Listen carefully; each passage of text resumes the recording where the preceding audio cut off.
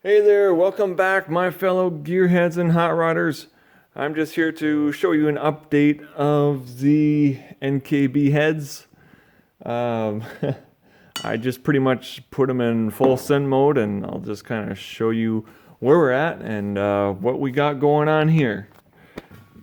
So, on the exhaust port, I have a set of Cooks 1 7/8 inch with the 3-inch bolt pattern, and those will be the headers that are going on it.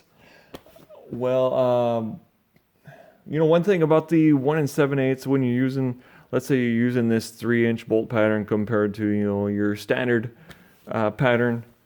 So when you use this larger 3-inch bolt pattern, when the headers where they connect to the head and just where they exit, they can use a smoother exit from the head, and they don't have to be turned and bent so tight to the head. So that's one of the improvements over the standard bolt pattern. Also, if you guys have ever had like a 1 3/4 inch header and you use the standard bolt pattern, man, you can be fighting this thing for hours. It is a pain. It'll make you want to throw stuff, and bad enough to make a preacher cuss. So I said, forget it. That's one of the items that I was like, yeah, we're just going to forget the budget on that because I'm not going to screw around with it. I just want it done right.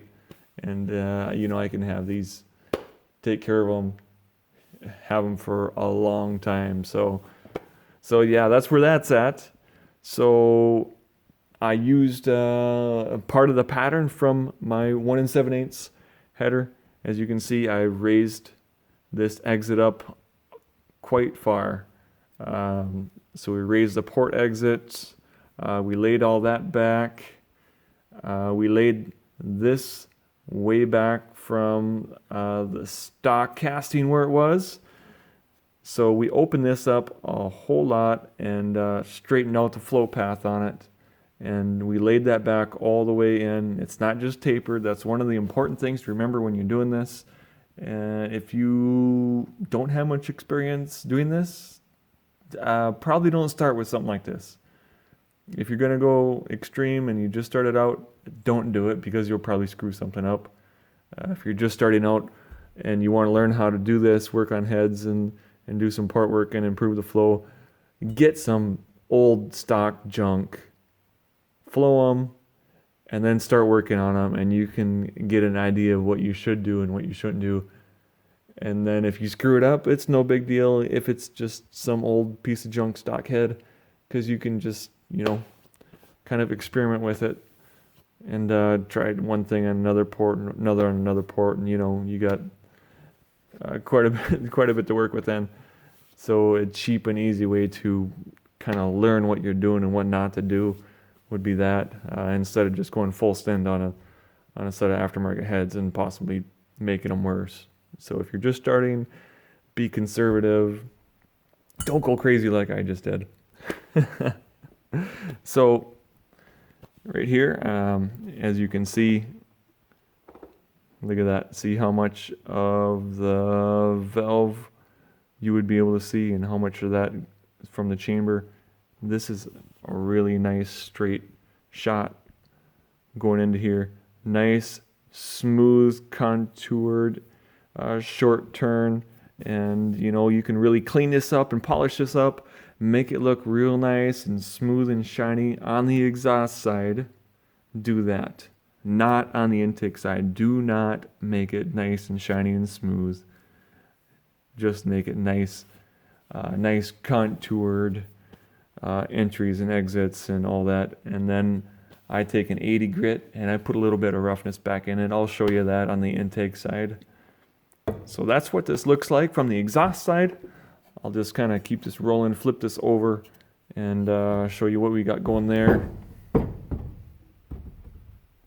So yeah, I've been trying to keep things in the budget, but you guys know how that is. Some things you're just like, yeah, can't do it. I gotta get the right thing. So that's, you guys know how it works. So there we go. Here is, let me flip this up for you. Let me flip that up so you can see it. All right, there we go.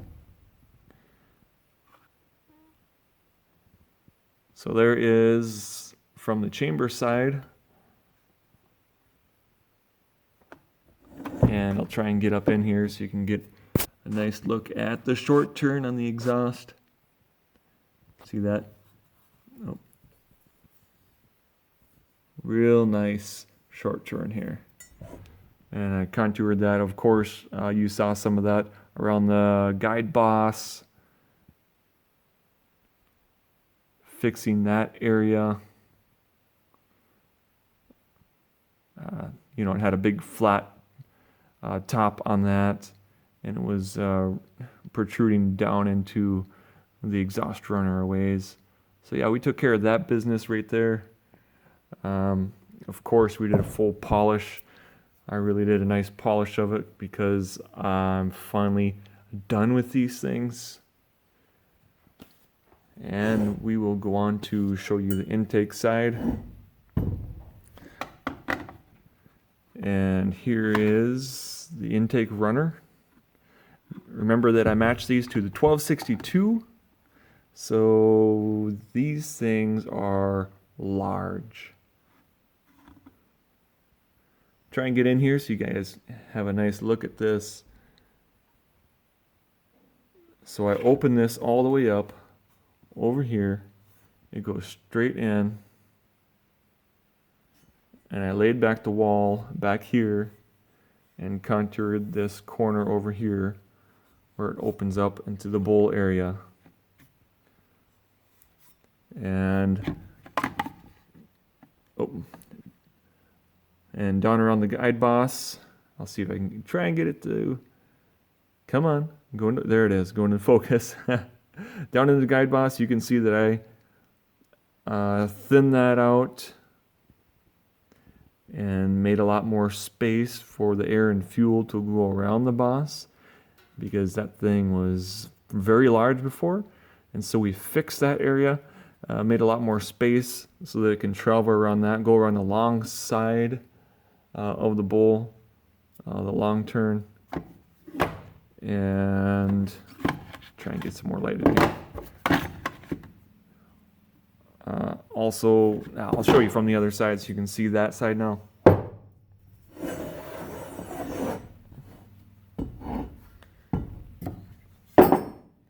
All right, get it there, get it there. All right, there's that. So you can see it from this side now, what it ended up doing. It had that vein. Well, it really wasn't much of a vein before, right on the back side of the valve guide boss here.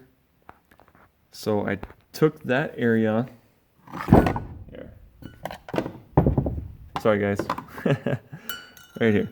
I took this area right here and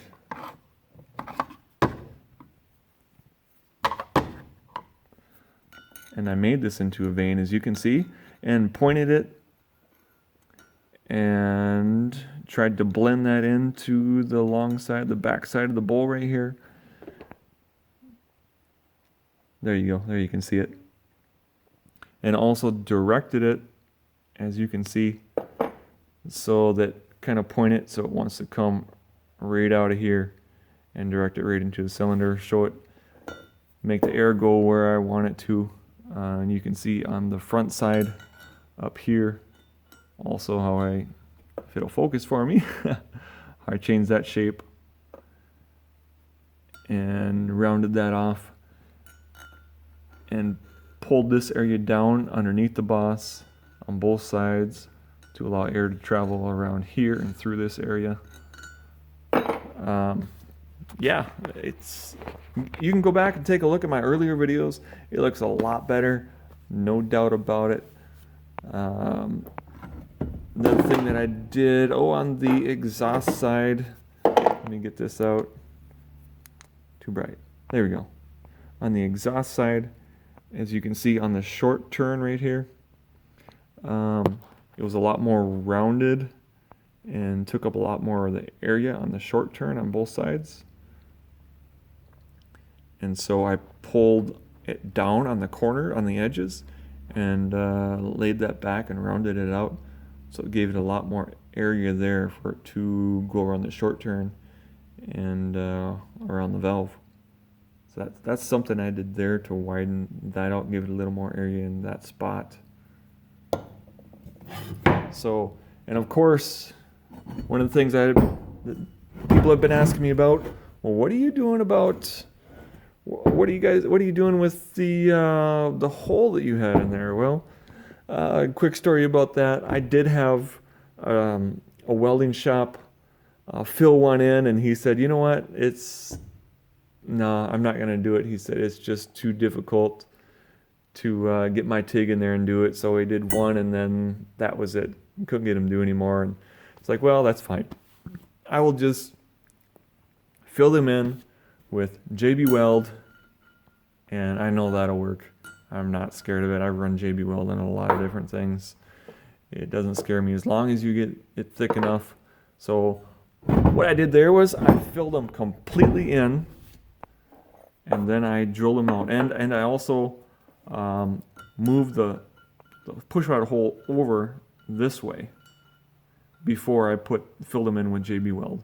So I pulled that over quite a ways, and then I filled it in with JB Weld and then drilled it out. And then I haven't checked to see if I need to slot it yet. I got to get the engine mocked up before I can check that, but I know I'm really close to working at this point. So this is from the bottom side. You can see just how far I've moved over that pushrod hole. Yeah, used to be over here. Now we're way over here. Yeah. So to do that, to open it up to where I did, that had to be done. To open up this pushrod pinch hole so I could make it a straight shot to that intake valve, had to do that. So I have to, of course, you guys, if you've seen my earlier videos, you know I've got the offset roller rockers. I also have offset roller lifters. So those are two things that needed to happen because I stuck them on a block and checked it, and it just wasn't going to work with a standard center pushrod cup. So I needed to get offset lifters too. So yeah, I got offset roller lifters that they'll be going in the block. So that pretty much covers it. So just what do you guys think about this? I'll give you one more shot of it so you can see. These guys are full send mode. So tell me what you guys think. Hit something in the comments. Tell me what you guys think these are going to flow. You know, what kind of numbers do you think these things are going to move now? What do you think they're going to do at 700 thousandths, at 600 thousandths? Take your pick. Yeah. But let's get some guesses out there. They are going to be going on the flow bench now. I do not know yet what they flow. We're going to find out, and I will be bringing that back to you guys and tell you where they're at that point. So I guess that's going to pretty much fix it for today. Remember to hit that like, share, subscribe, and comment. You guys keep working on your stuff and your Fords. You guys enjoy it, and we will see you next time.